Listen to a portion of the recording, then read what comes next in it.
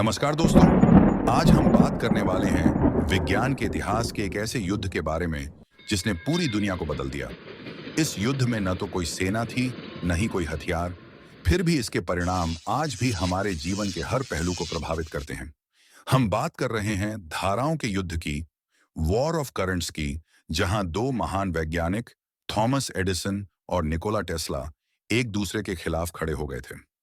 19वीं सदी के अंत में बिजली एक नई और रोमांचक तकनीक थी।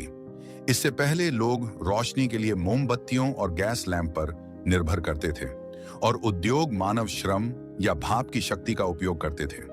लेकिन बिजली ने सब कुछ बदल दिया। 1879 में थॉमस एडिसन ने व्यावहारिक इनकैंडेसेंट लाइट बल्ब का आविष्कार किया। यह एक क्रांतिकारी आविष्कार था, लेकिन बल्ब को चलाने के लिए बिजली की आवश्यकता थी। एडिसन ने डायरेक्ट करंट या डीसी पर भरोसा किया, एक प्रकार की विद्युत धारा जिसमें इलेक्ट्रॉन एक ही दिशा में बहते हैं। डीसी के साथ एक बड़ी समस्या थी, इसे लंबी दूरी तक भेजना मुश्किल था। हर कुछ किलोमीटर पर पावर स्टेशन की आवश्यकता होती थी और यह केवल शहरों के केंद्रीय भागों को बिजली देने के लिए व्यावहारिक था। इस बीच एक युवा इंजीनियर निकोला टेस्ला, जो क्रोएशिया तब यह ऑस्ट्रिया हंगरी का हिस्सा हुआ करता था, जिन्होंने सबसे पहले अल्टरनेटिंग करंट या एसी के साथ प्रयोग किया। एसी में विद्युत धारा लगातार अपनी दिशा बदलती है, प्रति सेकंड कई बार। एसी का सबसे बड़ा फायदा यह था कि इसे लंबी दूरी तक आसानी से भेजा जा सकता था, जिससे यह दूर दराज के इलाकों तक बिजली पहुंचाने के लिए आदर्श था। 1884 में 28 वर्षीय निकोला टेस्ला अमेरिका आए और एडिसन की कंपनी में काम करने लगे। टेस्ला एडिसन से बहुत प्रभावित थे और एडिसन ने टेस्ला की प्रतिभा को पहचाना, लेकिन जल्द ही उनके बीच मतभेद शुरू हो गए। निकोला टेस्ला ने थॉमस एडिसन के लिए काम करते समय एडिसन की डीसी जनरेटर मशीनों में सुधार किया था। टेस्ला का दावा था कि एडिसन ने इस कार्य के बदले उन्हें $50,000 देने का वादा किया था। हालांकि जब टेस्ला ने यह कार्य सफलतापूर्वक पूरा किया तो एडिसन ने कहा कि उनका $50,000 का वादा सिर्फ एक मजाक था और उन्होंने टेस्ला को वेतन वृद्धि की पेशकश की।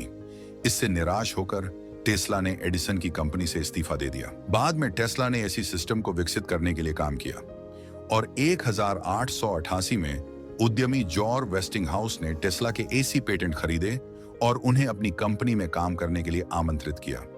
वेस्टिंगहाउस ने एसी के व्यावसायिक पोटेंशियल को देखा और इसे बड़े पैमाने पर लागू करने की योजना बनाई। इससे एडिसन परेशान हो गए।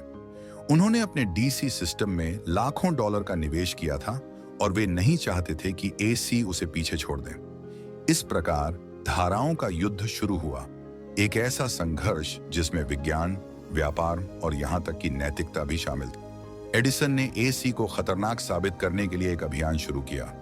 उन्होंने सार्वजनिक प्रदर्शन आयोजित किए जहां उन्होंने एसी का उपयोग करके जानवरों को मार दिया, जिसमें कुत्ते, बिल्लियां और यहां तक कि एक हाथी भी शामिल था। इन प्रदर्शनों को वेस्टिंगहाउसिंग कहा जाता था। एडिसन ने न्यूयॉर्क राज्य को पहली इलेक्ट्रिक चेयर बनाने में भी मदद की, जिसमें एसी का इस्तेमाल किया गया। उन्होंने आशा की कि अगर एसी का उपयोग मृत्युदंड के लिए किया जाता है तो लोग इसे खतरनाक मानेंगे और इसका उपयोग नहीं करेंगे। लेकिन टेस्ला और वेस्टिंगहाउस ने इन आरोपों का जवाब दिया। उन्होंने तर्क दिया कि कोई भी विद्युत धारा, चाहे वह डीसी हो या एसीसी, खतरनाक हो सकती है अगर गलत तरीके से इस्तेमाल की जाए। असली मुद्दा यह था कि कौन सा सिस्टम अधिक कुशल और व्यावहारिक था। 1893 में शिकागो में आयोजित विश्व कोलंबियाई प्रदर्शनी वर्ल्ड्स कोलंबियन एक्सपोजिशन के लिए बिजली आपूर्ति का अनुबंध प्रदान करने हेतु बोली प्रक्रिया आयोजित की गई थी। इसमें थॉमस एडिसन की जनरल इलेक्ट्रिक कंपनी और जॉर्ज वेस्टिंगहाउस की वेस्टिंगहाउस इलेक्ट्रिक कंपनी ने भाग लिया। वेस्टिंगहाउस ने प्रति लाइट $5.25 की दर से बोली लगाई, जो जनरल इलेक्ट्रिक की बोली का लगभग आधी थी, और इस प्रकार वेस्टिंगहाउस को अनुबंध प्राप्त हुआ। टेस्ला और वेस्टिंगहाउस ने मेले में एसी के सुरक्षित और कुशल होने का प्रदर्शन किया। उन्होंने 2 लाख से अधिक बल्ब जलाए और सैकड़ों मोटर्स चलाईं, और यह स्पष्ट हो गया कि एसी ही भविष्य था। वेस्टिंगहाउस की विश्व मेले में सफलता के बाद उन्हें और टेस्ला को नायग्रा फॉल्स पर पहला बड़ा हाइड्रो इलेक्ट्रिक पावर प्लांट बनाने का अनुबंध मिला। 1995 प्लांट ने उत्पादन शुरू किया। इसने नायग्रा फॉल्स से एसी बिजली उत्पन्न की और इसे 22 मील दूर बफेलो, न्यूयॉर्क तक पहुंचाया। 1992 तक यह स्पष्ट हो गया था कि एसी ही आधुनिक संसार का भविष्य होगा। टेस्ला और वेस्टिंगहाउस ने धाराओं के युद्ध को जीत लिया था। एसी की क्षमता ने इसे स्पष्ट विजेता बना दिया था। एडिसन ने धीरे धीरे डीसी सिस्टम से अपना समर्थन हटा लिया, हालांकि उन्होंने कभी भी सार्वजनिक रूप से अपनी हार नहीं मानी। 1892 में एडिसन इलेक्ट्रिक लाइट कंपनी का विलय थॉमसन ह्यूस्टन इलेक्ट्रिक कंपनी के साथ हुआ, जिससे जनरल इलेक्ट्रिक जी का निर्माण हुआ। जी ने अंततः एसी को अपना लिया। आज हमारे घरों और व्यवसायों में ऐसी बिजली का उपयोग होता है। हालांकि डीसी का भी अपना महत्व है। हमारे स्मार्टफोन, लैपटॉप और अन्य इलेक्ट्रॉनिक उपकरण डीसी पर चलते हैं, इसलिए वास्तव में दोनों सिस्टम अपने अपने तरीके से महत्वपूर्ण हैं। धाराओं का युद्ध केवल तकनीकी प्रतिस्पर्धा नहीं था, यह विज्ञान, व्यापार, मार्केटिंग और व्यक्तित्वों का संघर्ष था। एडिसन और टेस्ला दो प्रतिभाशाली वैज्ञानिक, लेकिन बहुत अलग व्यक्तित्व और दृष्टिकोण के साथ।